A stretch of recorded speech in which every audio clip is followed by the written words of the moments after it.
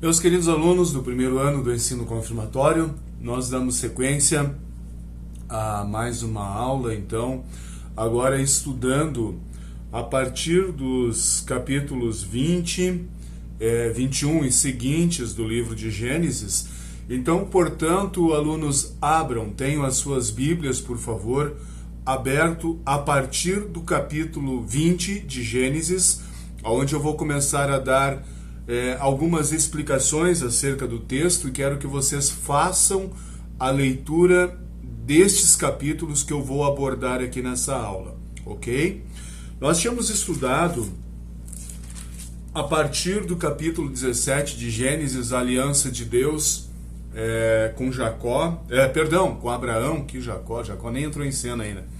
A aliança de Deus com Abraão, a partir de Gênesis 17, a circuncisão, foi uma das perguntas que eu fiz e que muitos responderam, de maneira correta, alguns responderam de maneira equivocada. Na prova, inclusive, também isso aconteceu. Quando tudo voltar ao normal, depois do coronavírus, eu quero devolver, então, essas questões para vocês, das provas, especialmente da prova que eu estou me referindo, e mostrar para vocês onde é que está o erro da resposta, então, certo? Mas já antecipando o assunto, a circuncisão ela não é mais válida nos dias de hoje. Ela valeu naquele tempo, naquele período, para o povo de Israel, mas depois da vinda de Jesus, a circuncisão ela não tem mais validade, ela não é mais obrigatória para nós enquanto povo de Deus. Perfeito? Muito bem. No capítulo 19, vocês devem ler o 17, o 18, o 19, já deviam ter lido, na verdade, 19, a situação que envolve Sodoma e Gomorra, a destruição dessas duas cidades e a origem daqueles dois povos que eu me referi na última aula, os Amonitas e os Moabitas. Muito bem. Capítulo 20, e agora nós vamos então para o capítulo 21, que eu na verdade quero focar a partir desse 21º capítulo de Gênesis, onde nós temos então o nascimento de Isaac. Isaac é o filho da promessa de Deus feito a Abraão e Sara. É a esse casal que Deus diz: você, Abraão, vai ser o pai de uma grande nação. E é da descendência de Abraão que vai nascer lá na frente o Messias, Jesus, o Cristo. Jesus, ele é da descendência de Abraão, Isaac e Jacó. O nascimento de Isaac, ele vai se dar conforme aquilo que Deus havia prometido. E o nascimento de Isaac, ele é também bastante interessante no sentido de que tanto o pai quanto a mãe, eles já tinham uma idade avançada, e mesmo assim, Deus sustenta a sua promessa de dar a Abraão a descendência, ser o pai de uma grande nação. No capítulo 21 ainda nós vemos que vai acontecer aquele problema envolvendo, a partir do versículo 9, a dificuldade envolvendo a Agar e o Ismael. Agar, a empregada egípcia, que engravidou de Abraão, teve o filho, o Ismael. E aqui nesse capítulo nós vamos perceber que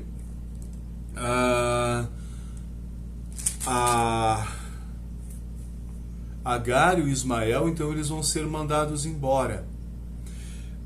Eles não vão conviver junto com a Sara, junto com o Isaac e até mesmo junto com o próprio Abraão.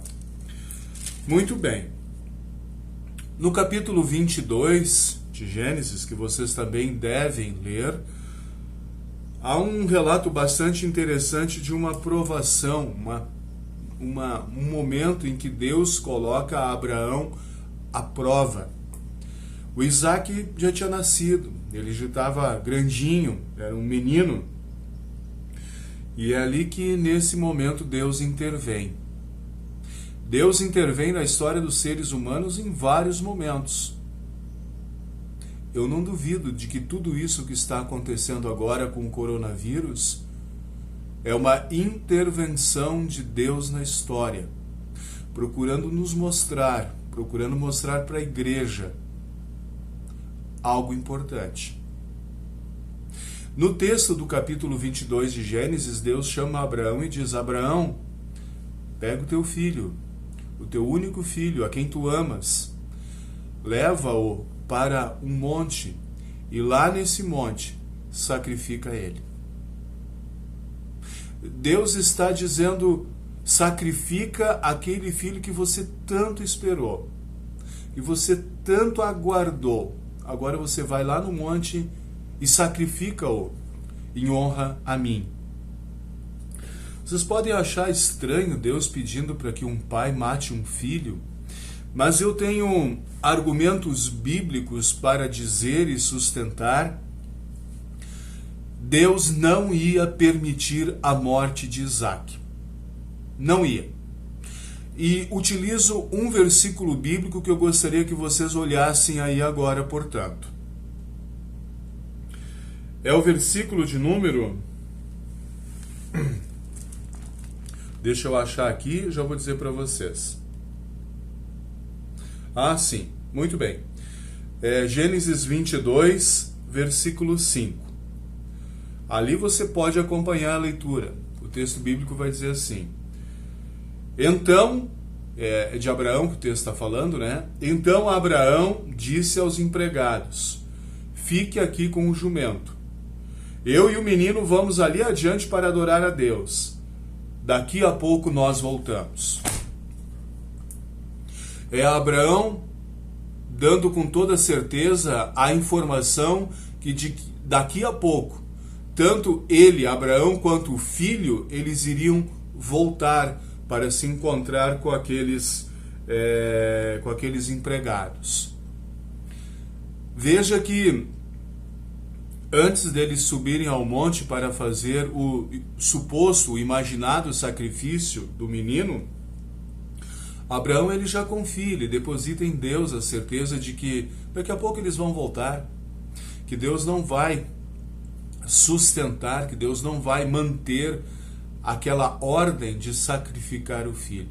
Aquilo era uma provação, um momento para, de alguma maneira, testar a fé de Abraão.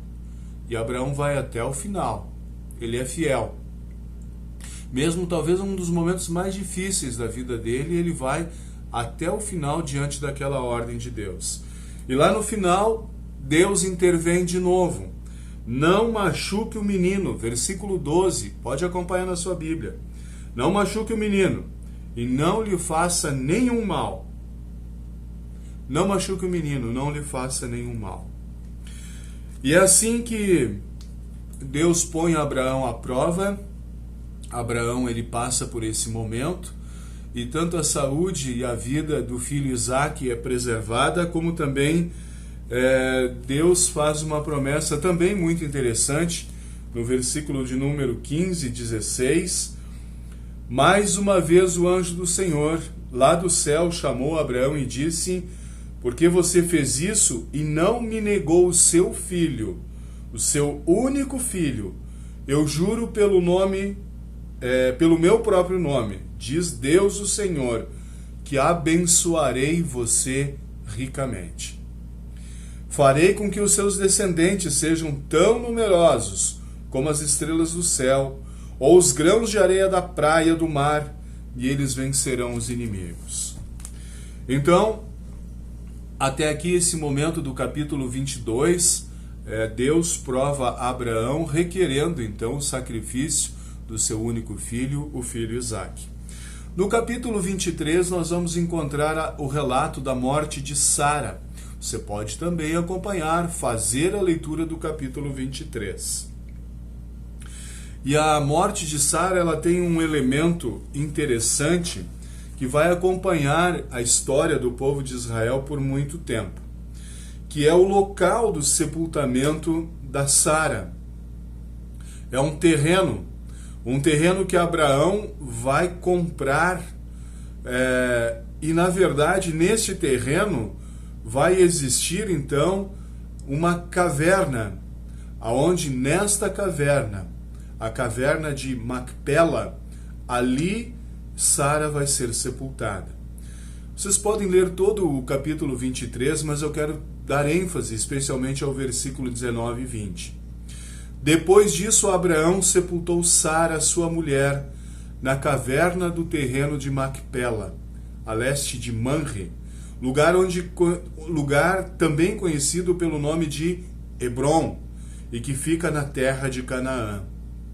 Assim, o terreno que pertencia aos heteus e também a caverna que havia ali passaram a ser propriedade de Abraão, para servir como local de sepultamentos. Que interessante, Sara, a mulher de Abraão, ela é sepultada então dentro de uma caverna, a caverna no terreno ou na terra de Macpela, enfim, a caverna de Macpela. E nesta caverna também outras pessoas futuramente na história do povo de Israel também vão ser sepultados ali. O capítulo 24, a gente precisa dar uma acelerada na nossa aula, vai nos mostrar a história da busca pela esposa de Isaac. Então, o Abraão já está velhinho, a Sara já é falecida, sepultada, e o Isaac ele está em idade de casar. O Abraão ele não vai querer que o Isaac case com as mulheres da terra, ali onde ele, Abraão, está vivendo, né? Mas ele vai querer, e é isso que nós vamos encontrar na decorrência da leitura, que Isaac busque uma mulher, uma esposa, lá nos seus parentes, lá na sua parentela, né? E é assim, então, que Abraão vai mandar o seu empregado, um dos seus empregados, para buscar uma esposa para Isaac. Vejam que história interessante. Deus, ele permite que a esposa de um dos patriarcas, que é o Isaac, seja escolhida, seja buscada por um empregado de Abraão. E é assim que vai acontecer. Vocês vão ler todo o capítulo 24, a história da busca da esposa para o Isaac. Dessa maneira, então, a Rebeca ela vai se casar, ela vai ser conduzida como esposa para o Isaac, e ali, a partir dos próximos versículos, nós vamos encontrar, então, a continuação, né? A história de Abraão, agora estamos vendo a história de Isaac, que vai se casar com a Rebeca, e o Isaac e a Rebeca, eles vão ter dois filhos, o Jacó e o Esaú, dois filhos gêmeos. E a descendência do povo de Deus, ela vai seguir esse caminho. A descendência de Abraão, Isaac e Jacó. Então, leiam, por favor, também o capítulo 24, de como vai acontecer toda a situação que envolve o casamento da Rebeca com o Isaac e também os detalhes que envolvem todo esse relato, certo? Um último capítulo ainda para a nossa leitura na aula de hoje, é o capítulo 25, e é interessante que ali mostra, já no começo, que o Abraão, depois de viúvo, ele vai casar com outra mulher, né? Uma mulher chamada Quetura, e o Abraão com a Quetura, ele também vai ter alguns filhos, né? Mas estes filhos de Abraão com a Quetura, assim como também aconteceu lá com Ismael, eles não vão permanecer vivendo ali na terra de Canaã. Pelo contrário, versículos 5 e 6 do capítulo 25 mostra que o Abraão ele vai enviar esses filhos para a terra do Oriente, para longe, para distante, e não vão ficar ali morando então com o Abraão, com o Isaac e agora com a Rebeca, né? A idade da morte de Abraão, no versículo 7, 175 anos, e ele também vai ser sepultado, então, naquela caverna, né? Na caverna de Macpela. Isso é o que nos mostra o versículo de número 9. Muito bem, o nascimento de Jacó e Esaú, a partir do versículo 19 do capítulo 25, o nascimento de Jacó e Esaú. E como Esaú, então, ele vende de maneira irresponsável os seus direitos de primogenitura, o direito de filho mais velho, que era, naquele contexto social, algo importante, né? O direito de ser o primogênito, o mais velho. Ele vai desprezar esse direito, ele vai colocar no lixo isso, vendendo o direito de filho mais velho, trocando, né, por um prato de alimento, por um prato de comida. Vê-se aí a irresponsabilidade, o desprezo do Esaú, tanto pelo direito da primogenitura, o respeito em relação ao seu pai, como também nós vamos ver na sequência o respeito às coisas do próprio Deus. Ok? Então leiam, por favor. Eu comecei ali no capítulo de número 20, né? 20, 21, 22, 23, 24 e 25. Leiam esses capítulos. Eu, na sequência, vou fazer algumas perguntas por escrito e vou mandar, então, para vocês via grupo de WhatsApp. Ok? Lembre-se sempre de colocar a nossa igreja nas suas orações, o povo de Deus nas suas orações, toda essa situação delicada que envolve o coronavírus. Orem pelo pastor, orem pelas pessoas idosas, cuidem das pessoas idosas e mantenham-se também cuidadosos em relação à sua própria saúde. Ok, meus queridos alunos?